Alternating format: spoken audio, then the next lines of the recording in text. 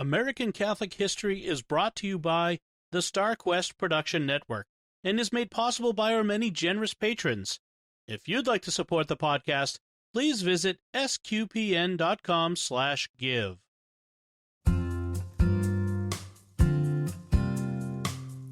Hello and welcome to American Catholic History. If you like our podcast, help others find it by sharing this episode and giving us a 5-star rating wherever you get your podcasts. I'm Noëlle Crowe. And I'm Tom Crowe. Today we're talking about St. Francis Xavier Church, the Daughters of Charity, and the impact of Catholics at the Battle of Gettysburg. This is one of those episodes that's more of a broad sweep with lots of sub-stories woven in. We'll talk about a number of these stories in their own episodes, but the Battle of Gettysburg is such an epochal moment in American history that using it as a hook is a great way to show how integral the Catholic story has been to our nation's history. Right. You have the Catholic families who had been there for nearly a century. You have the Catholics who actually fought in the battle as part of one or the other army. And you have the Daughters of Charity who traveled the 12 miles north from Emmitsburg, Maryland, to tend to the wounded and dying after the battle. And this is an episode with some personal experience behind it.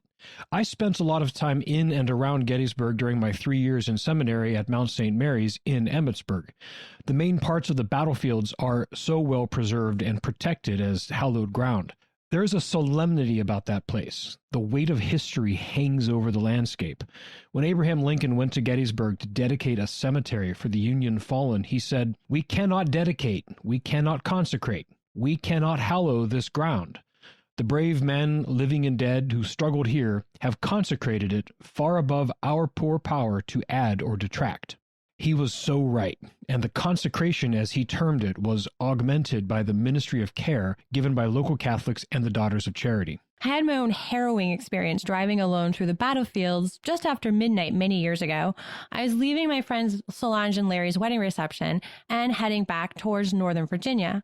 And the road that my GPS told me to take went right through the heart of the battlefield. Probably Steinway Avenue. And it felt like forever. There was a thick mist that made it impossible to see very far, and it just felt like at any moment I was going to start seeing ghosts of soldiers and cavalry crossing the road towards one another in a doomed charge. It was probably the most nerve-wracking drive of my entire life. Yeah, I've actually made that drive after dark. I know what you mean. Gettysburg is a special place. So the first Catholics to arrive in the region would have come in the late 18th century, probably before the Revolutionary War. Right. They would have been fleeing the repression of Maryland for the religious toleration of the Pennsylvania colony. We talked about Pennsylvania's history of religious toleration more in depth in episode 87 about Father Ferdinand Farmer. Right. William Penn, the Charter of Privileges, etc. So Pennsylvania allowed Catholicism while Maryland no longer did. And as I mentioned, the Maryland state line is only about 9 miles from Gettysburg. So while Gettysburg itself was founded in 1786, the Catholics would have been gathering in the area for decades prior to that. And the first Catholic parish in the region was at Conewago, which is about 12 miles from present-day Gettysburg. The Basilica of the Sacred Heart at Conewago is one of the oldest parishes in the country, and we'll certainly do an episode on it. It was administered by Jesuits from early on, and at one point it was the largest parish in the country. Some of the Jesuits in residence at Conewago would go toward the coalescing community of Gettysburg to offer Mass and the other sacraments in people's homes. But as Gettysburg grew as a population center, the need for a parish in town also grew. In 1827, a Catholic in Gettysburg named Jacob Norbeck donated land for a parish church, and after the money was raised, the new church was built. It was completed in 1830. But they were still part of the parish at Conewago. They were, but it seems like one way to convince the diocese to let you have your own parish is to build a beautiful church and more or less present it to the diocese as a fait accompli. Well, it worked, because the parish was established and the church was dedicated in honor of St. Francis Xavier, the great Jesuit saint, on October 2nd, 1831. All went well for the parish for about the first 20 years, but as the local economy boomed and the town grew even more, they quickly outgrew their 30-foot by 40-foot parish church. So in 1850, the new pastor of the parish formed a building committee. They secured a larger lot and began raising money. Once sufficient funds were raised to begin construction, the new Bishop of Philadelphia came out to lay the cornerstone. And that was the fourth Bishop of Philadelphia, John Neumann. Bishop John Neumann, of course, is now known as Saint John Neumann, and he was the first male American to be canonized. Of course, we'll do an episode on him in the future. Bishop Neumann came out to lay the cornerstone on June 20th, 1852, and then just over a year later, on July 31st, 1853, he was back to dedicate the new church, which had more than 3 times as many pews as the previous church, and it had room for more. That church is the church that is still standing today. So if you go to Gettysburg and visit St. Francis Xavier on High Street, just a few blocks south of the center of town, you'll be visiting a church dedicated and consecrated by a saint in heaven. The whole church is basically a second-class relic. It's a real human connection to one who stands forever before the throne of God. We have that in Steubenville, too, with our parish, St. Peter. Before he was Bishop of Philadelphia, John Neumann was a circuit priest in the greater Pittsburgh area, and his circuit brought him here to St. Peter. His name is in our baptismal records. Our current building, built at the start of the 20th century, isn't the same building that he would have visited, but yes, he was here too. But back to the church which he consecrated in 1853. It enjoyed a good and grace-filled first 10 years of its useful life, but in its 10th year, everything changed for St. Francis Xavier Parish and the borough of Gettysburg. Yes. That's when the Civil War, which had already raged for 2 years in battle after bloody battle, arrived in Gettysburg. Confederate General Robert E. Lee needed a decisive victory on Union territory. After a major victory at Chancellorsville, Virginia in April of 1863, he headed north. A few small engagements happened here and there between smaller units of the two armies, but the main forces didn't converge until they reached Gettysburg at the beginning of July 1863. Prior to reaching Gettysburg, the Union Army encamped about 10 miles south. 8,000 to 10,000 were on the grounds of St. Joseph College, which was founded by St. Elizabeth Ann Seton and run by her order, the Daughters of Charity. The Daughters welcomed these guests with trepidation, but with all hospitality. They provided a massive amount of food, they found rosaries and blessed medals for the Catholic soldiers, and they let Colonel Philippe Regis de Trobriand use their observatory to survey the surrounding land for potential battlefields. Colonel de Trobriand confessed to the sisters during the 4-day stay that he hoped the Confederate army didn't come upon them while they were encamped there in St. Joseph's Valley, because he feared for what would become of their beautiful campus in the fight. Fortunately for all involved, the engagement happened north when a unit of Lee's Army of Northern Virginia was heading towards Gettysburg looking for supplies, and they came upon a smaller Union cavalry unit just northwest of town. This was on July 1st. The Union force was overwhelmed and retreated through the center of town to rejoin the rest of the Union force, which was south of town. The battle was engaged.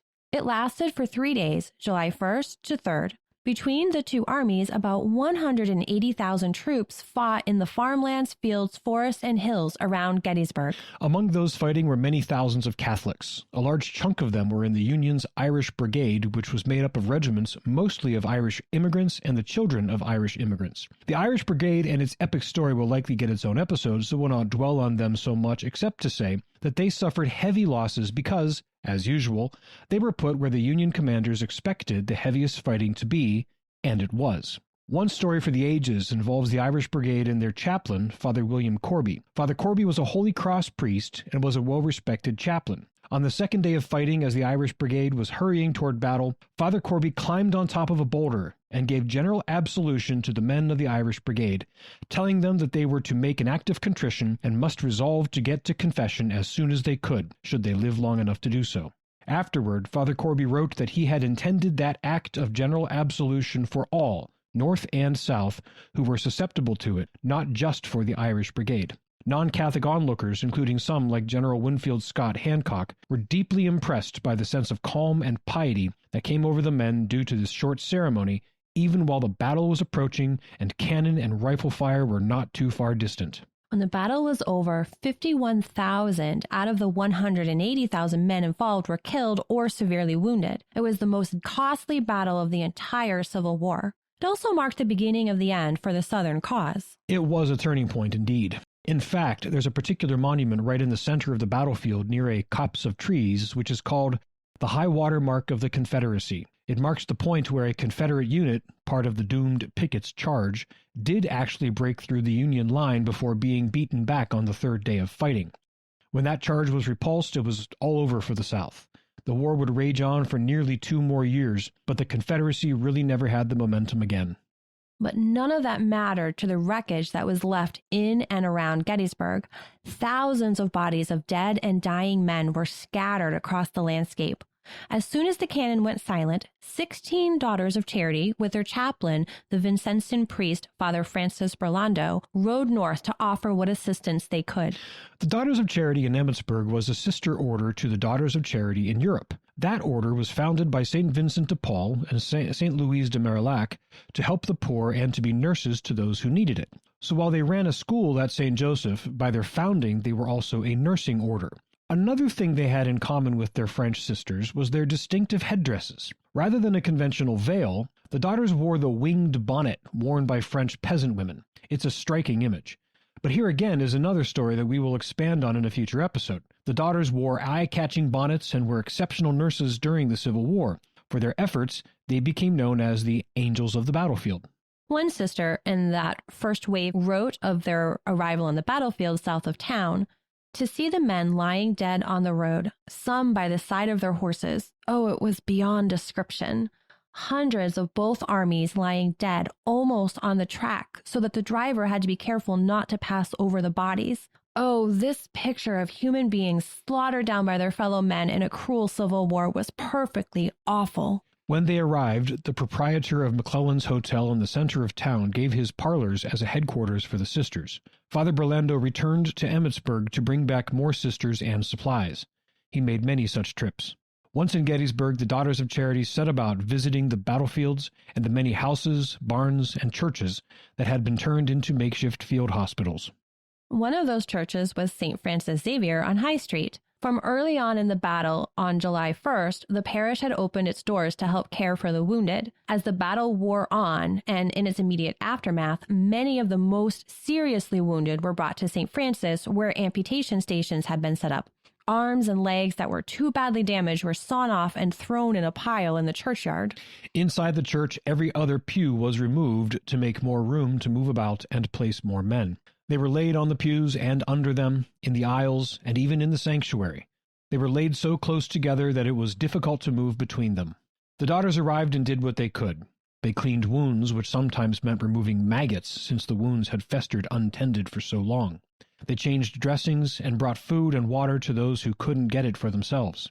They bathed the men and combed lice out of their hair, and of course, they did what they could to minister to the souls of the men.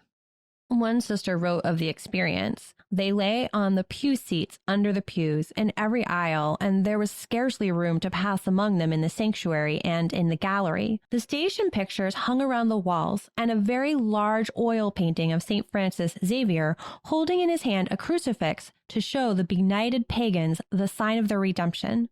This was a book read by our poor men, for we had in that church but one Catholic. And our glorious saint was, for the time, resuming his apostolical mission among them. The first man put in the sanctuary was soon baptized, and with truly Christian sentiments. His pain was excruciating, and when sympathy was offered to him, he said, "Oh, what are these pains I suffer in comparison with those my Redeemer suffered for me?" In these sentiments, he died. Many soldiers who were anti-Catholic actually opposed receiving care from these Catholic women at first, but most of them relaxed, overcome by the sisters' gentleness and dedication to duty. There was even a group of 60 Southern prisoners of war who requested baptism because they were so impressed by the sisters. In one story, 2 Daughters of Charity, who were also biological sisters, were out on the battlefield looking for survivors who needed assistance. One came upon a man who was wounded badly enough that he couldn't move. She bathed the blood and grime off his face, only to discover that he was her own brother. The 2 sisters nursed their brother back to health, and he survived the war. The sisters remained constantly active as nurses until the last soldier was transferred to a formal military hospital out of town. One 16-year-old girl who lived in Gettysburg wrote of the Daughters of Charity. The Sisters of Charity from Emmitsburg made their appearance very soon after the battle. I recall many instances of their kindness and usefulness as I watched them sit by the hospital cots, moistening the parched lip, fanning the heated brow, writing a letter to the loyal home folks, or reading and praying with the wounded and dying. No wonder the men learned to admire and love them. And St. Francis Xavier remained in use as a hospital until the end of September, nearly 3 months after the battle.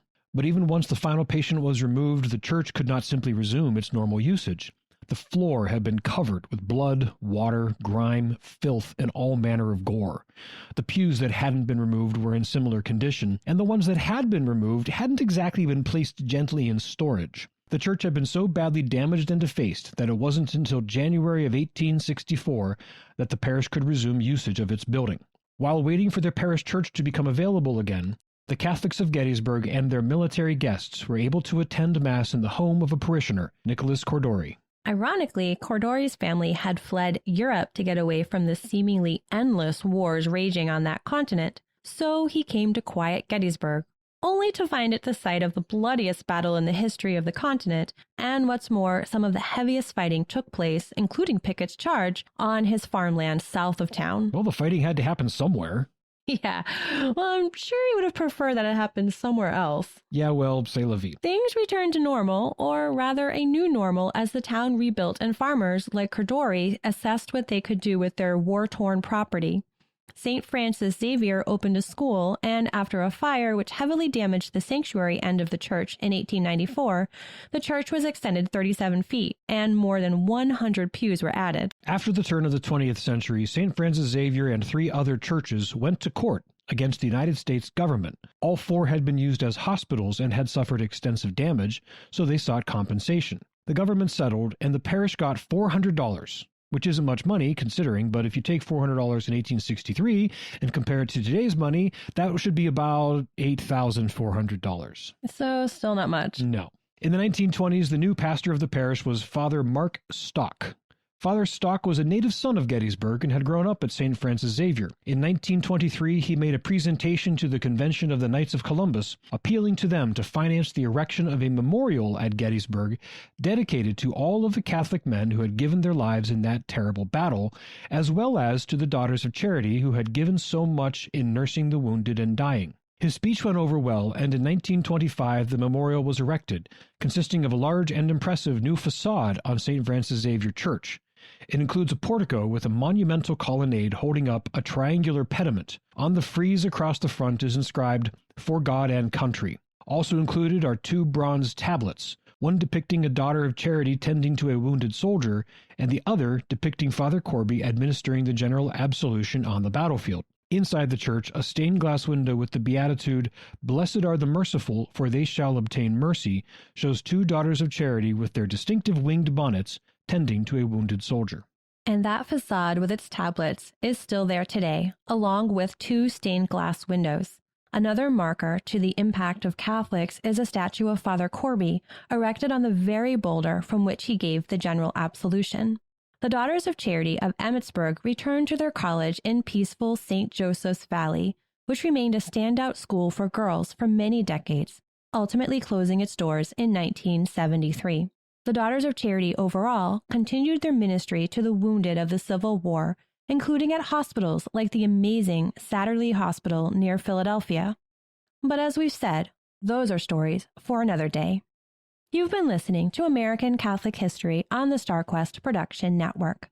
If you've been enjoying our podcast, please help others find it by sharing this episode and giving us a 5-star rating and a good review. We also ask you to support the many productions of SQPN at sqpn.com/give, and maybe join the StarQuest fan club mailing list by texting StarQuest to 66866. Again, send StarQuest to 66866. To learn more about Catholics at Gettysburg, to find previous episodes, or to learn about our upcoming pilgrimages to important and unforgettable Catholic holy sites, please visit AmericanCatholicHistory.org. We also love feedback and hearing about great Catholic history sites and stories from all over. You can email us at history@sqpn.com or find us on Facebook at facebook.com/American Catholic History, on Instagram at ACH_podcast, or follow StarQuest on Twitter at SQPN. I'm Noëlle Crowe. And I'm Tom Crowe. Thank you once again for joining us on American Catholic History on StarQuest.